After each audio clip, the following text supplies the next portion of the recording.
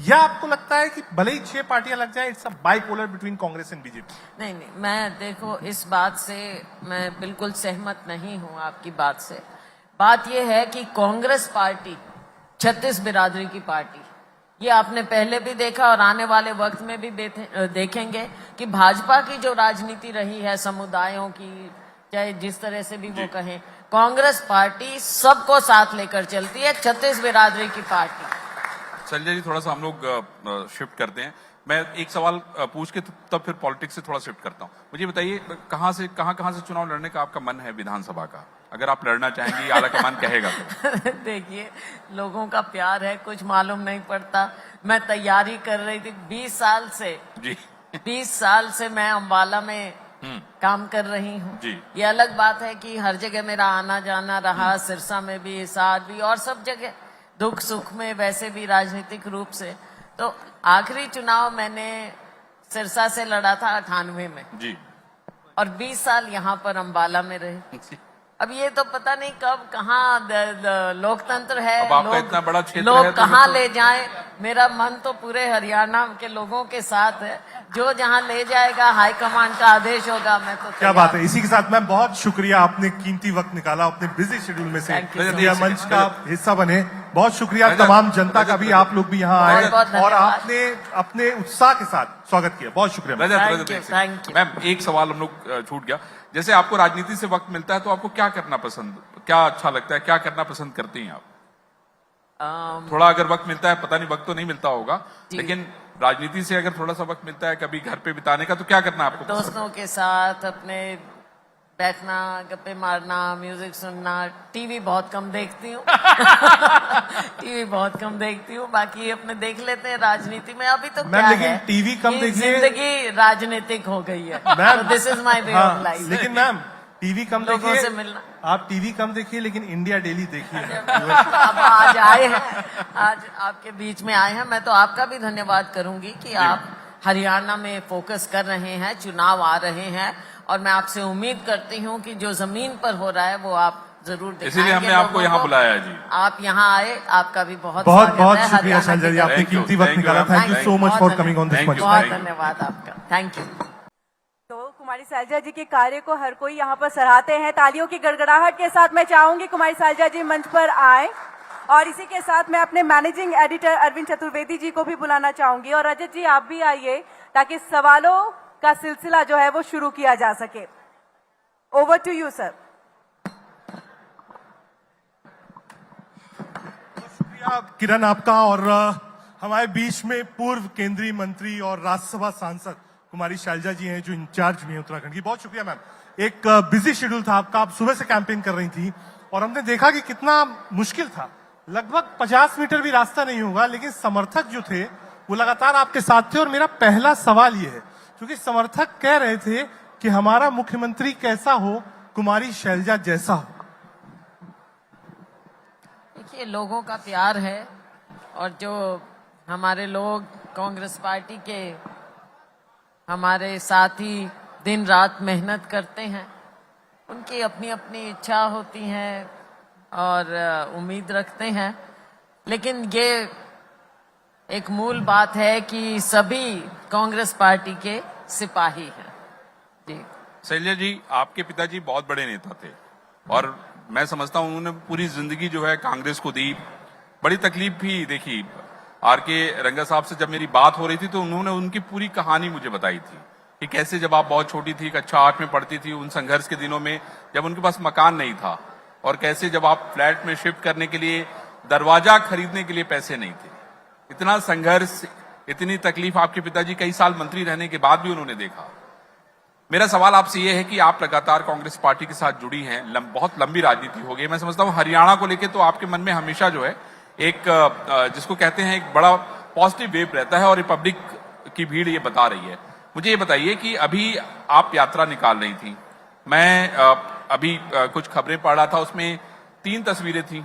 आपकी थी, सुरजेवाला साहब की थी, वीरेंद्र सिंह जी की थी, दूसरा गुट की तस्वीरें नहीं थी। ये जो गुटबाजी का मामला है हरियाणा में, अगर मुझे लगता है कि कांग्रेस सॉल्व कर ले तो आपको तो कोई पकड़ ही नहीं सकता। देखिए, ये कोई गुटबाजी की बात नहीं है। हमने बात की कि जो यात्रा हमने जनवरी में शुरू की थी, जी ये उसी का हिस्सा है, उसी का अगला चरण है। पहले लोकसभा में हमने किया, तकरीबन हर एक दो छोड़कर तकरीबन हर जगह हम पहुंचे हाँ जी लोकसभा के लिए। और तभी मैंने कहा था कि अगला चरण हम लोकसभा चुनावों के बाद करेंगे, विधानसभा चुनाव के लिए, क्योंकि हमारी लड़ाई दो तरह की थी, जी एक लोकसभा की और अब एक विधानसभा में।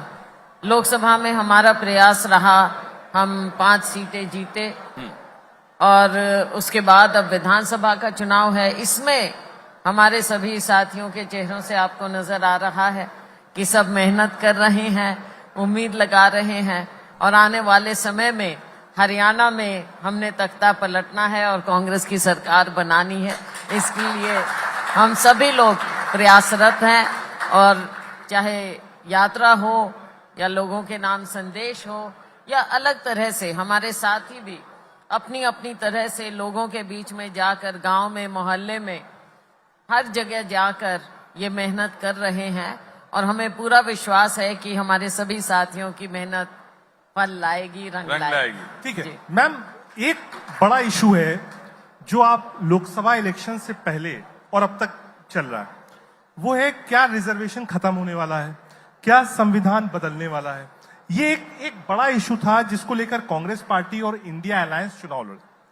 पहली बार major parts of the country में हमने देखा कि जो ओबीसी दलित वोट बैंक था वो शिफ्ट हुआ है वापस कांग्रेस या फिर अलायंस की तरफ। Even in Haryana, in UP shift हुआ है। तो क्या बीजेपी कह रही है आप लोगों ने एक नैरेटिव बनाने की कोशिश करी, क्या है ये पूरा मामला? ये हमने इसमें कुछ नहीं किया। ये बीजेपी के अपने कारनामे, बीजेपी के अपने वक्तव्य, इनके नेताओं के आप भाषण सुन लीजिए, उनके वक्तव्य सुन लीजिए। ये बात उठी क्यों लोगों के बीच में? उठी इसलिए क्योंकि इनके ही नेताओं ने, चाहे वो संघ के हों चाहे भारतीय जनता पार्टी के हों, उन्होंने कहीं ना कहीं लोगों के मन में, लोगों के बीच में ये शक डाला कि संविधान से छेड़छाड़ करेंगे। बार बार वो 400 पार की भी बात करते रहे। सबके मन में सवाल आया कि ये 400 क्यों चाहिए इनको? भाई बहुमत की बात करो, सरकार बनाने की बात करो, 400 का मतलब है कि आप संविधान में बदलाव करना चाहते हैं। तो ये दोनों बातें आई और इन्हीं के बातों से आई। कांग्रेस ने या अलायंस ने ये बात नहीं की तो लोगों के दिल में ये घर कर गई कि कुछ ना कुछ गड़बड़ है भारतीय जनता पार्टी की बातों में। शैलजा जी ये बताइए, मेरे 2 सवाल हैं। एक सवाल तो ये है कि आम आदमी पार्टी के साथ आपका गठबंधन, दिल्ली में आप लोग मिलकर चुनाव लड़े, लेकिन पंजाब और हरियाणा में जो है आप चुनाव अलग अलग लड़ रहे हैं। अब मैं देख रहा था कि सुनीता केजरीवाल जी भी यात्रा कर रही हैं। दूसरा मेरा सवाल है कि बहुजन समाज पार्टी ने एक चौटाला परिवार के साथ गठबंधन किया है, वो लोग मिलकर चुनाव लड़े हैं। आपको लगता नहीं कि इन दोनों का नुकसान जो है कांग्रेस को झेलना पड़ेगा? नहीं, मुझे नहीं लगता। देखिए, क्योंकि मूल रूप से हरियाणा में कांग्रेस पार्टी के साथ लोग जुड़े रहे हैं और कांग्रेस पार्टी को ही, चाहे चौटाला के समय, लोकदल के समय, सॉरी मैं ऐसे नाम, लोकदल के समय हो या अब पीछे भारतीय जनता पार्टी के समय हो, विकल्प के रूप में लोग केवल कांग्रेस पार्टी को देखते हैं, किसी अन्य पार्टी को नहीं। अन्य पार्टियां हैं, गठबंधन वगैरह उस तरह की बातें होती हैं। रही बात लोकसभा के गठबंधन की, लोकसभा का गठबंधन इंडिया अलायंस का एक गठबंधन था और इंडिया अलायंस अभी भी चल रहा है। लेकिन लोकसभा के समय में भी जब हमने हरियाणा में गठबंधन किया, एक सीट आप पार्टी को गई, हमारी कुरुक्षेत्र सीट जी। तो उस समय भी यही बात हुई थी हमारी सेंट्रल लीडरशिप की कि स्टेट में अलग बात हो सकती है, स्टेट के जब चुनाव आते हैं तब अलग परिस्थितियों को देखते हुए राज्य में ये फैसले लिए जा सकते हैं। तो अब आप पार्टी ने भी पहले फैसला लिया और तकरीबन हमारे लोगों का भी यही, कांग्रेस पार्टी का भी यही मत रहा, हमारे कार्यकर्ताओं का और आम लोगों का भी हरियाणा में, कि कांग्रेस को अपने आप ही चुनाव लड़ना चाहिए। बाकी और दूसरी पार्टियां गठबंधन करती हैं, पहले भी करते रहे हैं ये, पहले भी मुझे लगता नहीं है इससे कुछ भी अब, क्योंकि ये अपना जनाधार खो चुके हैं। तो तो इससे कोई अंतर तो आपको लगता है कि आने वाला नहीं। बहुजन समाज पार्टी और जो चौटाला का गठबंधन है उससे कोई इफेक्ट नहीं होगा? नहीं, मुझे इसमें कोई दम लग नहीं रहा है। आज के दिन कोई दम नहीं लग रहा। ठीक है मैम, एक सवाल और है, क्योंकि हरियाणा इसलिए भी बहुत चर्चा है इस चुनाव में कि मनोहर लाल खट्टर साहब ने 2 रीजन चलाई। इलेक्शन से बहुत कम समय बचा था, जब लोकसभा था तो उनको दिल्ली शिफ्ट किया गया। तो क्या ये पैनिक बटन था बीजेपी का, या नीजक रिएक्शन था कि नहीं साहब फेस चेंज कर दिए, बचाना है? पॉलिटिकली इसको कैसे देखती हैं कि आप चुनाव से अगर 3 महीने 4 महीने पहले अपना मुख्यमंत्री बदल के कैबिनेट मिनिस्टर बनाया, नया फेस दिया, तो क्या वो बैंक खट्टर साहब पर नहीं कर पा रहे थे, या फिर उनको लगता था नहीं साहब सैनी साहब बनाइए तो जो चीजें थोड़ी कम हुई हैं वो मैनेज हो जाएंगी? इसमें मैं एक चीज और जोड़ना चाहूंगा। ये जो ओबीसी की बात हो रही थी, सैनी साहब ओबीसी बिरादरी से आते हैं, भारतीय जनता पार्टी ने ओबीसी को इसमें इंटैक्ट किया। उनको लगता था कि भाई जो जाट वर्सेस अदर्स होता था, हम उसको तोड़ पाने में कामयाब रहेंगे। आपको क्या लगता है, सैनी साहब का को लाना, खट्टर साहब को यहाँ से लेके जाना, इसका क्या इम्पैक्ट होगा? आपको लगता है कि चुनाव में इसका फर्क पड़ेगा? नहीं, पहली बात तो वही है, मैं तो आपकी ही बात को दोहराना चाहूंगी जी। कि कहीं ना कहीं इन्हें नजर आ गया था और ये इनका पैनिक बटन दबा था।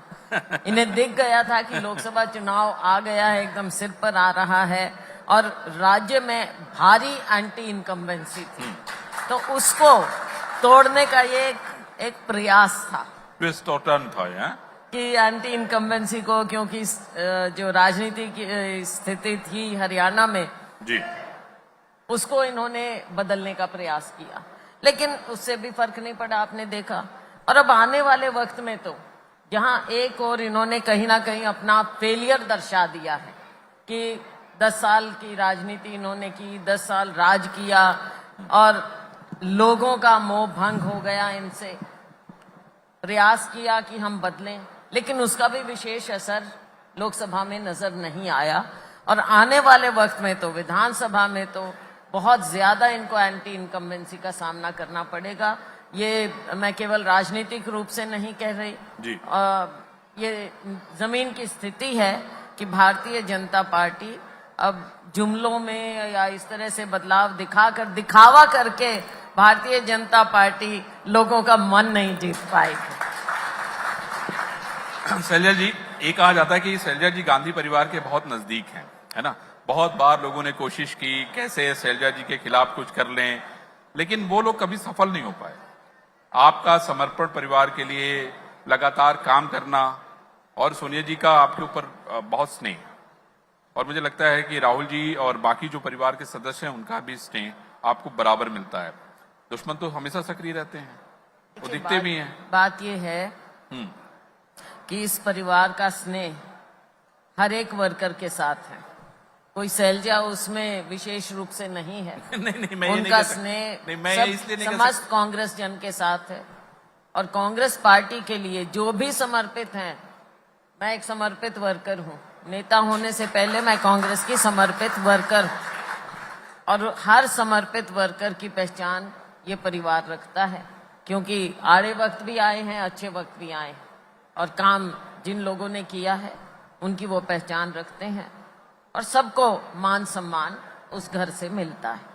मैम, क्योंकि अब आप लोकसभा की मेंबर भी हैं, बीजेपी कह रही है कि जो विपक्ष है, ठीक है नंबर्स आए हैं आपके पास, पहले से अच्छे आए हैं, ज्यादा आए इंडिया अलायंस को, लेकिन आपकी अप्रोच जो है वो निगेटिव अप्रोच है, डिसरप्शन की अप्रोच है।